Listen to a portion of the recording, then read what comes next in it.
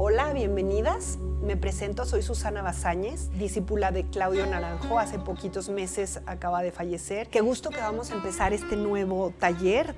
Van a ser 10 sesiones, esta es la primera. Así es que bienvenidas, bienvenidas a conocer del eneagrama, a conocerse a ustedes.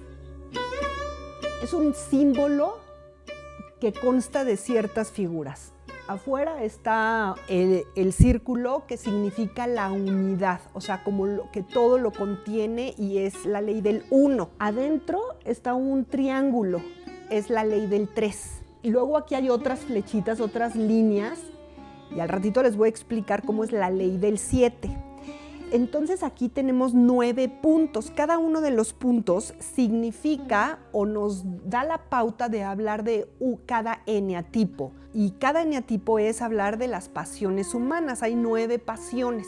Las vamos a desglosar, las vamos a desmenuzar, las vamos a comprender con la intención de encontrar en qué pasión estamos, cada uno de los que estamos en este taller, estamos fijados en una pasión. ¿Por qué nos sirve enterarnos de cuál es nuestra pasión? Bueno, pues nos sirve porque reconocemos los rasgos, reconocemos las motivaciones neuróticas, reconocemos cómo tomamos decisiones, cómo nos vinculamos y en sí cómo sufrimos.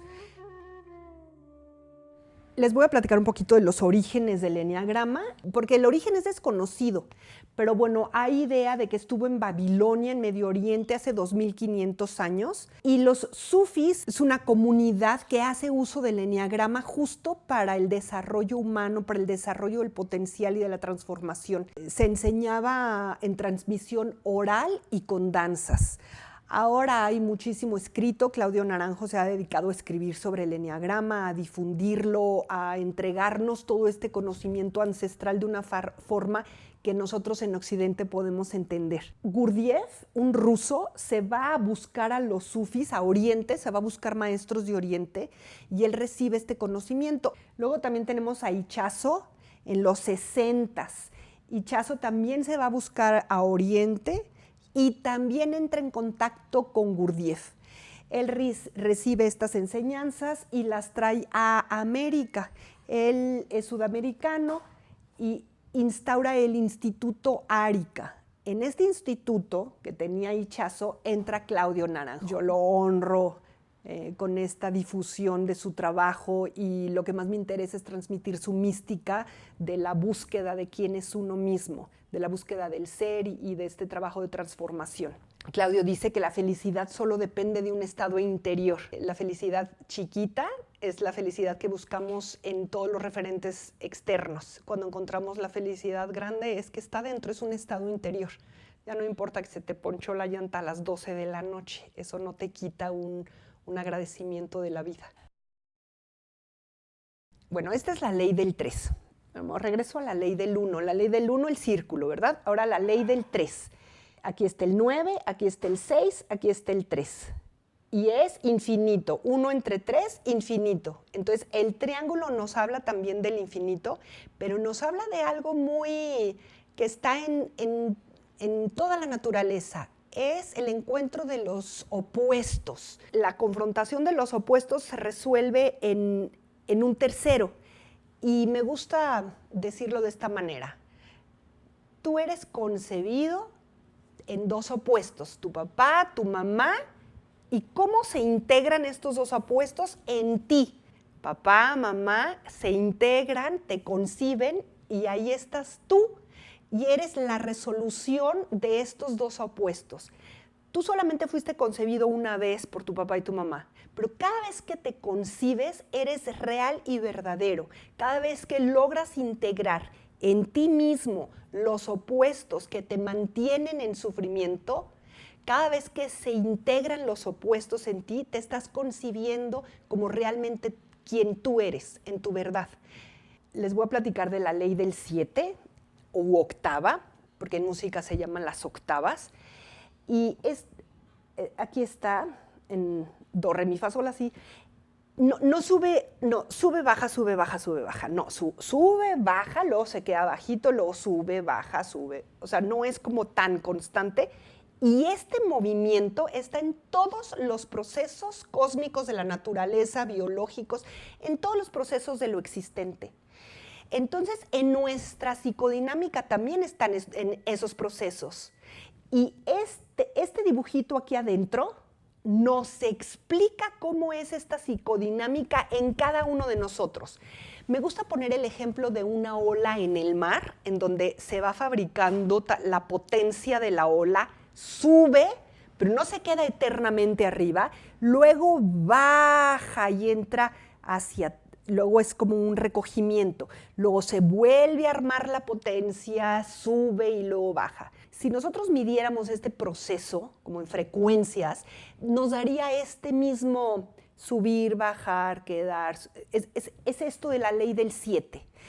Comprender esto en nosotros mismos y en nuestros procesos de vida es oro. Entonces, bueno, me va a encantar como acompañarlos, ir entendiendo esto en cada uno de ustedes. A ver, fíjense, saquen la calculadora ahorita y dividan 1 entre 7 y les va a dar este resultado. 1, 4, 2, 8, 5, 7, 1, 4, 2, 8. Ajá, infinito. Ese es el movimiento. Hay un eneatipo en 1 que en determinado momento se baja al eneatipo 4 y luego el eneatipo 4 se sube al eneatipo 2. Entonces, toda esta comprensión del movimiento interno del eneagrama es muy interesante. Él es Claudio. Al inicio hay una etapa en que se predica una cruzada contra el ego, o sea, al principio de la búsqueda, que es funcional esta cruzada y es necesaria hacer esa guerra, dicen los sufis, es una guerra contra el ego.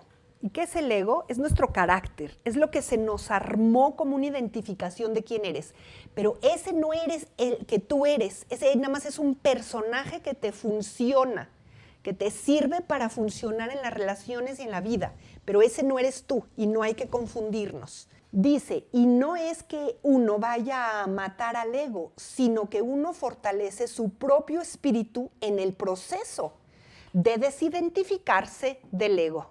Voy a hablar sobre algunos términos que vamos a estar usando durante todo el taller. Entonces, el primer término que quiero abordar es el de la sabiduría organísmica. ¿Qué les suena cuando yo digo la palabra sabiduría organísmica? Tiene que ver con los instintos, con los impulsos, con nuestra naturaleza de mamíferos, que cuando estamos pequeñitos todavía obedecemos. En el parto está esa sabiduría.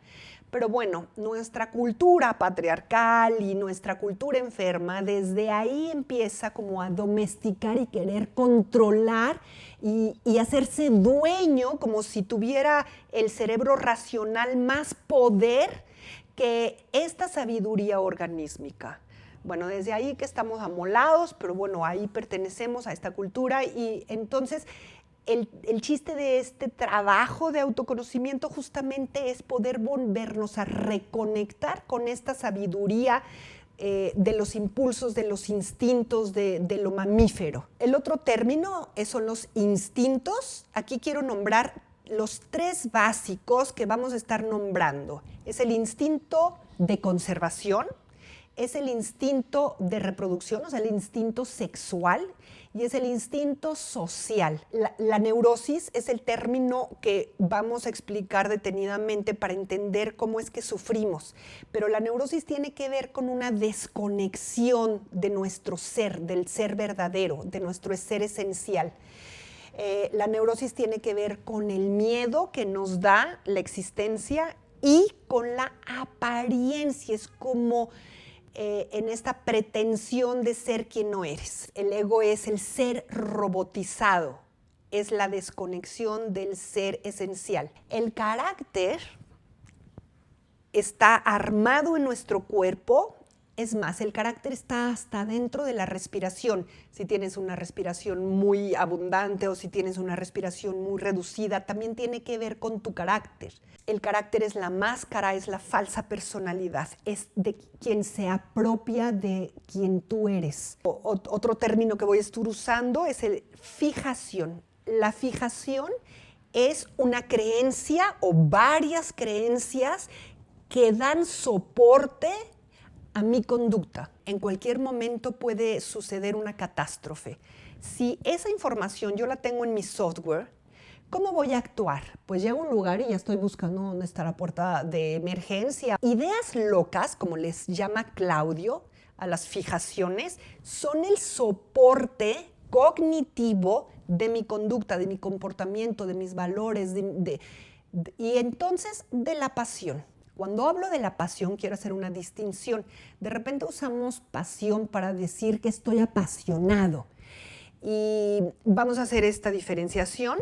Cuando yo voy a usar la palabra pasión, la voy a usar para definir una enfermedad o patología de nuestra neurosis que en cierto sentido es, en el catolicismo, el pecado. No voy a ahondar mucho aquí, pero son los mismos pecados capitales, pero no, esto no es religioso, esto es el estudio de la pasión como un mix de químicos que funcionan en mi cuerpo y a los cuales yo estoy pegada. Estoy pegada a estos químicos que se convierten en mi pasión. El 1 es la ira, el 2 es el orgullo, el 3 es la vanidad, el 4 la envidia, el 5 la avaricia, el 6 el miedo, el 7 la gula, el 8 la lujuria y el 9 la pereza. Luego vamos a hablar sobre las motivaciones neuróticas. Y la motivación neurótica es esto que me impulsa a repetir una y otra vez ciertas conductas que la verdad es que no me llevan a ningún... Y tú dices, ¿y por qué repito otra vez lo mismo? ¿Y por qué me volví a enamorar del mismo tipo de hombre cuando ya llevo 3 y veo que por ahí no va? ¿Por qué me pasa siempre lo mismo? Justamente porque hay una motivación neurótica, y es neurótica porque no la vemos y no la reconocemos, que nos hace repetir una y otra vez esto que nos lleva a un callejón sin salida. Y es bien paradójico porque justo lo que no queremos que nos suceda, eso es lo que nos sucede. Los mecanismos de defensa pues son los que impiden que los impulsos se hagan conscientes. Lo vamos a explicar más a fondo. Y las virtudes son como antídotos hacia la pasión. Por ejemplo, el antídoto del orgullo sería la humildad. Y así cada una de las pasiones tiene su virtud. También vamos a hablar de ellas. Vamos a hablar sobre la teoría de la neurosis, que se explica con el triangulito que está dentro del enneagrama. Y arriba está la desconexión. ¿De qué desconexión hablamos? Ya decíamos que venimos de la unidad, de que todo es uno, y venimos de este borbotón de donde todo surge. Pero cuando nacemos, o sea, cuando llegamos a estar encarnados, de repente como que nos desconectamos. Es una transición, no creas que rapidísimamente. Los bebés todavía no tienen una conciencia separada, todavía están en una conciencia unitaria. Como por ahí de los 7 o 8 meses, entonces sí logran ya como captar, yo estoy aquí y allá está mi mamá. Pero bueno, en todo este proceso es como la caída del absoluto a lo relativo, que está separado. Yo estoy aquí, tú estás allá. Si yo tengo hambre, yo tengo que acercarme por la manzana y meterla de afuera para adentro. Entonces, en todo este proceso, se nos olvida que venimos de una fuente que todo lo contiene y nunca podemos estar separados de la fuente. En realidad no hay separación, en realidad no hay desconexión. Lo que hay es que nos olvidamos. Por eso estamos dormidos, por eso las filosofías hablan de un despertar. ¿Qué sería este despertar? Volvernos a acordar que no estamos desconectados. Entonces, como nos desconectamos y tenemos la ilusión de estar separados y desconectados, nos da un miedo catastrófico. Es un terror de sentirte aislado, alienado, separado. Mientras más separado, más miedo. Y ese miedo hasta se puede convertir en rabia del terror.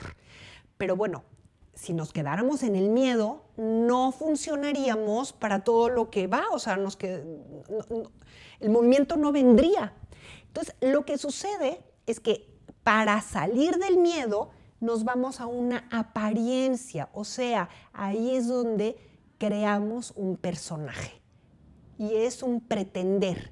Entonces, de repente te funciona, te confundes con ese personaje, con esa apariencia, se te olvida que tienes miedo, se te olvida que estabas olvidado y te confundes y crees que ese eres. Y entonces, como dices, es que yo soy muy ordenada. Y cada vez que dices yo soy muy ordenada, te identificas con esa parte de ese personaje ordenado. Cuando tú en realidad no eres el personaje, sino eres el ser esencial.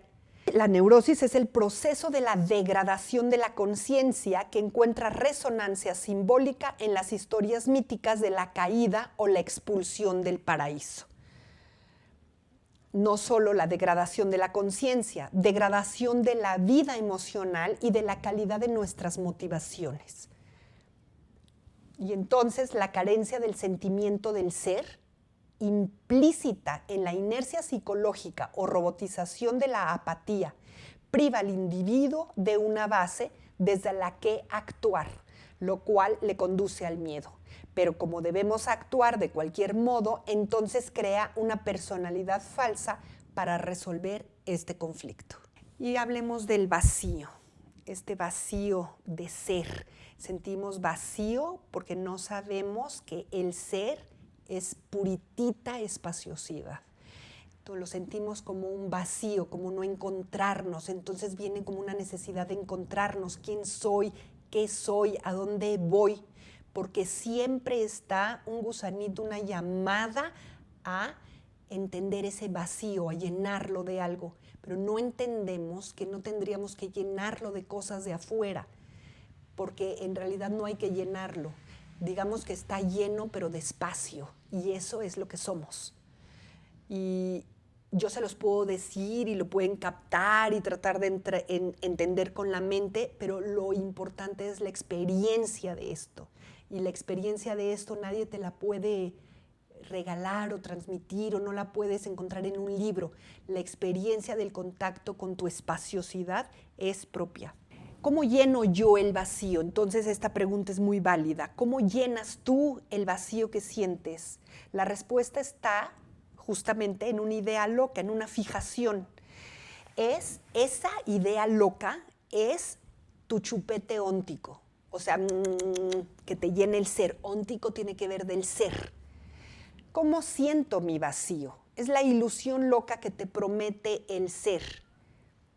Esa idea loca es tu fijación y la fijación sustenta tu pasión. Este es el chupete óntico del eneatipo 8. Dinero, empresas, poder. Pero las pasiones nunca llenan lo que prometen. No se llena este vacío porque no se llena con nada. Vamos a hablar de este tema, los 3 cerebros o centros de energía. Entonces, está el mental, está el emocional y está el instintivo.